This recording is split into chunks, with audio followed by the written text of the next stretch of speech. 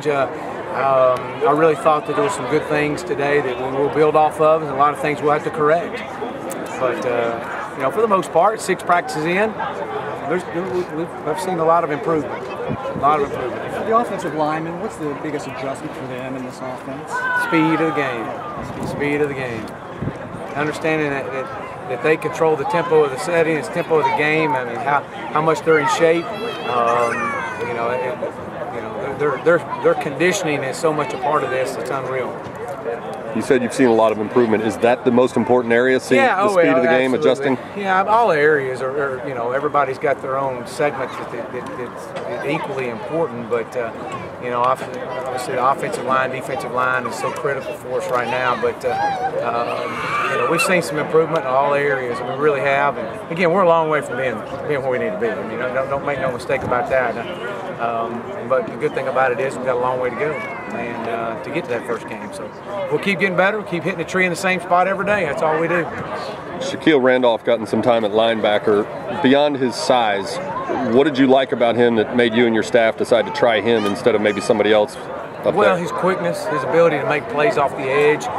You know, he's that prototypical guy that you can bring off the edge, and he's rangy, he's tall, and you know, gives a chance to you know, create some problems back there. Did he like the idea of the transition, or did you have to sort of sell him on it? He's been receptive to everything. He's been moving all over. We've moved him all over the field so far.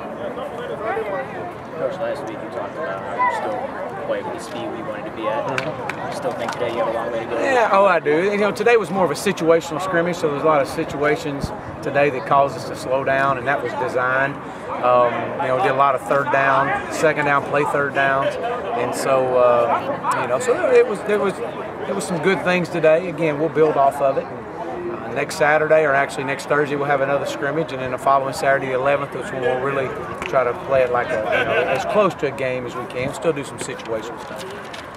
How much feedback have you gotten from fans to have like this kind of stuff? It's all different to them. They really appreciate it. Our fan base has been awesome. I mean, they've been great. They've been excited about the transition, and excited about the change, and you know, our practices for 6 practices.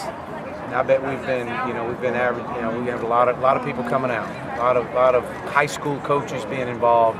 Tons of high school coaches out, and obviously they're bringing their players, and so that's pretty special. And you know, we're just taking it one day at a time. That's all we care about is what happened today, and we'll worry about tomorrow.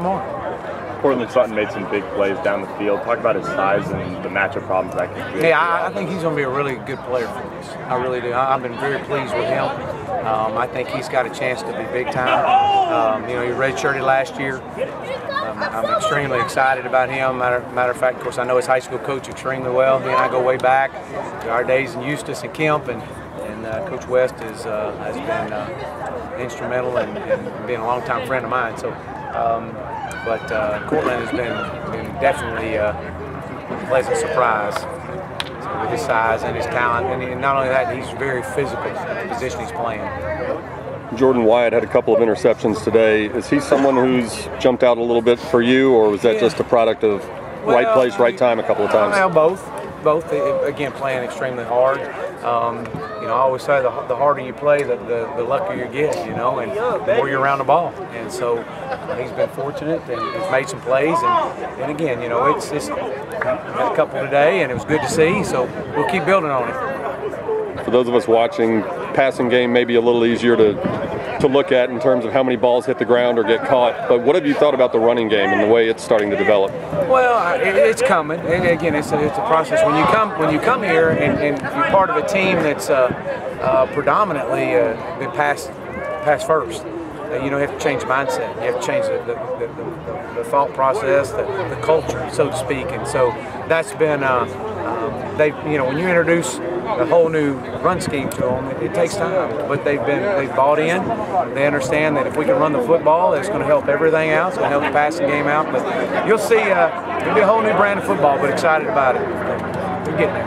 How's Daniel Gresham doing with his knee recovery? You know, he was full participant a couple weeks ago, but not. Yeah, he's been in and out, and obviously hope to get him back on the field here pretty soon. He's been doing really good in his rehab, so we'll